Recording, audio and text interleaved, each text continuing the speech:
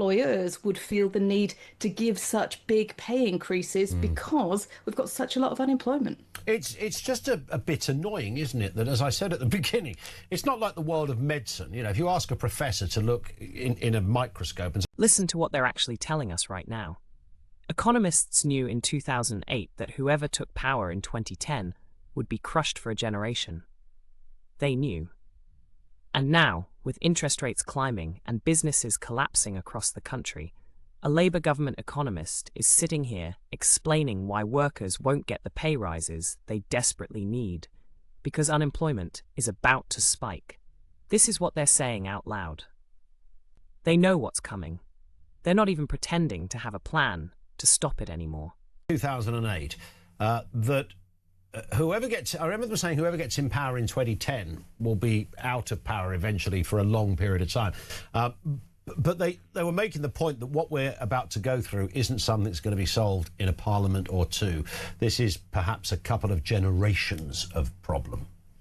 Yeah, there were an awful lot of measures put in place off the back of the financial crisis, Yeah. which did really impact, banks. If you think about some of the changes that Rachel Reeves is just bringing through now, that is all designed to try and spur lending again. But if you've got interest rates going up and you've already got companies which are in some cases zombie companies, so saddled with a huge amount of debt that they're struggling to pay, then this next couple of years could be the death knell for them. We've certainly seen a lot of retail and hospitality businesses over the past few months, unfortunately, closing their doors, and that means job cuts.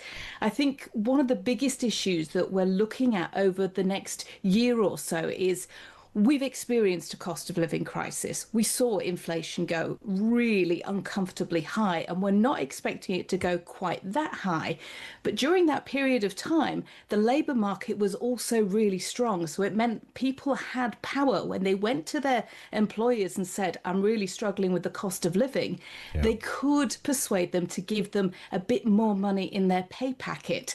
Now, one of the reasons that we've got the Bank of England Monetary Policy Committee, Alan Taylor was talking about this yesterday, saying he didn't expect the secondary effects of inflation to sort of filter through as much this time, because he didn't expect that employers would feel the need to give such big pay increases because we've got such a lot of unemployment. It's just a bit annoying, isn't it, that, as I said at the beginning, it's not like the world of medicine. You know, if you ask a professor to look in a microscope and... So let's be crystal clear about what just happened.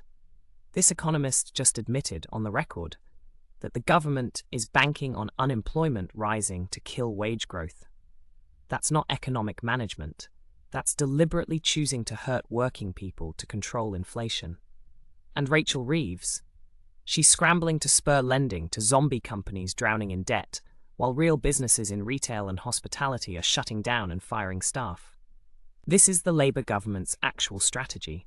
Let unemployment climb, let businesses fail, and hope workers are too desperate to ask for more. They knew this was coming in 2008. They've had 16 years to plan, and this is what they came up with.